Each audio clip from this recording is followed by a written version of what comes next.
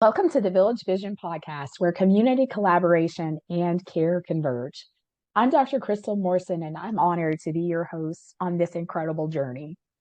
As a firm believer in the power of a united village, I'm thrilled to bring you inspiring stories, research, and projects that break down barriers in child and family care. Through heartfelt conversations with experts, advocates, and those with lived experiences, we'll showcase the transformative impact of collective support. So join me on the Village Vision podcast as we explore the remarkable collaborations that lead to better outcomes, foster a sense of community, and inspire action to improve care for ourselves and everyone around us. Carrie is the director of Easter Seals Academy, a private kindergarten through 12th school in Little Rock, Arkansas, that serves students with disabilities. Welcome, Carrie. Thank you. Thanks for having me on the show. Of course. So what I didn't say in the introduction is that Carrie and I actually grew up together in Southern Arkansas, so we've known each other for forever. But what I can definitely say, and Carrie, I know you'll agree, is that I don't think that either of us would have ever dreamed that as adults, 40 years later, that our lives would converge in adulthood around our children's diagnoses, right? Like I don't think we ever expected that to be in the cards. Never would have crossed my mind. No, Never. but it's a beautiful thing that it did happen. Yes, it is. It is. But before we go there, I really want to hear a little bit more about your why and the reason that you're doing the work you're doing now. Yeah. So, like you said, I grew up Southern Arkansas, and I had my daughter, and she was diagnosed at age 3. Right. Prior to that, my degree was in early childhood. So I was a kindergarten teacher, a first grade teacher, and then along came Maddie. So let's figure this out. So that's the most rewarding part of the job now, obviously, in seeing the kids succeed, but also being able to help those special education teachers with best practices and the therapist and just the whole team approach, Right. and what a difference that makes to a kiddo when you have everyone in your corner and Right. everyone is looking at your specific needs Right. and individualizing what it is that kid needs. So Right. we went from a teeny tiny school 5 years ago to 2 campuses and a wait list, and currently have a meeting next week to build and serve 250 students. That's amazing. So yeah, it's exciting. That's amazing. And the thing is, Carrie, and I think we talked about this before, is even when you serve those 250, there's going to be another 250 on the waiting list, right? Exactly. And so it's got to be this constant expansion. Yeah, he went from, like I said, I was the kindergarten teacher. He was the football coach. And we thought, we see these kids struggling that are kids just like our own. Yeah. Often those kids can't come home and tell their parents what went on, like their language is limited. And so he went from being a football coach to going to law school, and now he represents parents of special needs, specifically special education.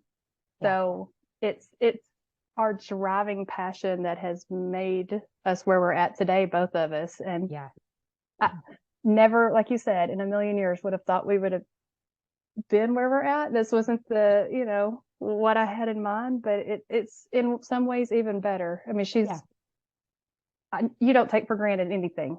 And I have gotten really good at celebrating those things and perspective and things. Perspective. It's all about perspective. 100%. Yeah, parents would say, oh, the fact that, he did this, it's not a really big deal. Like, no, you don't understand. It is a huge deal, actually. And then it goes the other way too, when you think about perspective. If you're not educated on autism, it's easy to say you can just spank it out of them. That kid's being bad. That's a whole mind shift that I'm so passionate about. Like, every form of behavior, I mean, every type of behavior is a form of communication. They're trying to tell you something. They don't want to feel like this. So that's kind of my deep down passion that I just, Yeah. and I probably would have been that person that thought, oh, what a brat. One of the things that I've told people, and this is, part of this conversation, is we collectively as parents need to give each other a lot more grace.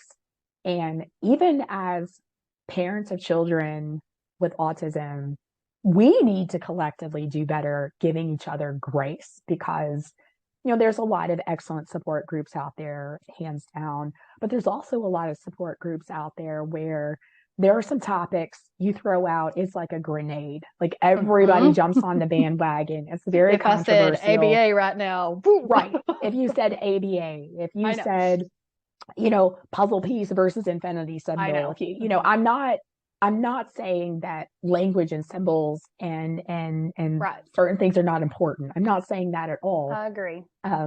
Anyway, so Easter Seals Academy, what does your school look like? What does a day look like for a third grader in your school every day?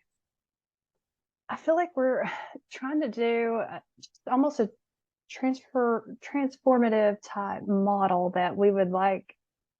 I mean, it's so individualized. I know every kid in public school is supposed to have their IEP and it's supposed to be followed, but this truly, like that's my passion when I hire someone. If you're here and you're here for the kids, we're never going to have a problem because that's all I ask. You give yourself 110% to these kids. They struggle enough on their own. We're going to be here to support them. We're going to conform the environment to their needs versus making them conform to our environment. You were talking about the assistive communication devices, and I'm going to be the first to admit, and I've said this before on other episodes, that for a very long time, I had the assumption, and I think most people do, that if a child can't communicate, that means that they have challenges with competence, that they're not competent. So there's that kind of assumption that if they can't talk, if there's an inability to communicate, then they're not smart, they're not competent. And I think and also one of the reasons I continue to bring it up is because I believe also that parents of children who are autistic, we still think in terms of this linear spectrum with verbal and nonverbal.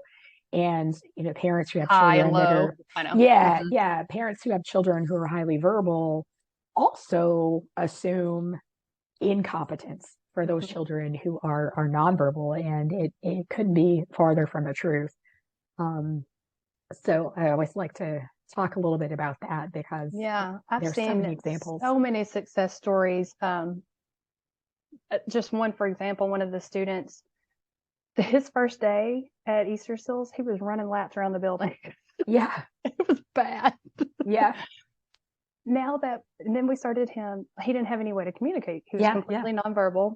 At our new school, the hope is to become like a model center to show, the best practices and how the kids are thriving, because that's what made our school grow, is that word of mouth. It was hardly any marketing. It was just other parents talking we are going, exactly, hey, look, I found something that works. Yeah, because it's like, what are you doing? Who do you know? Yeah. So, and me, if you want to list my contact as however I can help whoever that wants to talk as a mom to mom or as teacher to teacher or administrator or however, I'm available. So it takes a village, like you said. It takes a village, a big one. Well, Carrie, thank you so much for joining us today on the Village Vision podcast. I'm so grateful that you shared your story and your experience with our listeners. Well, thanks for having me. I enjoyed talking to you. Well, thank you for joining us on this episode of the Village Vision podcast. I hope you found inspiration and valuable insights from our conversation today. If you've enjoyed today's episode, please subscribe, rate, leave a review, and share. Thank you for being a part of the Village Vision podcast on Word of Mom Radio. Take care, and let's keep shining a light on the power of community, collaboration, and care.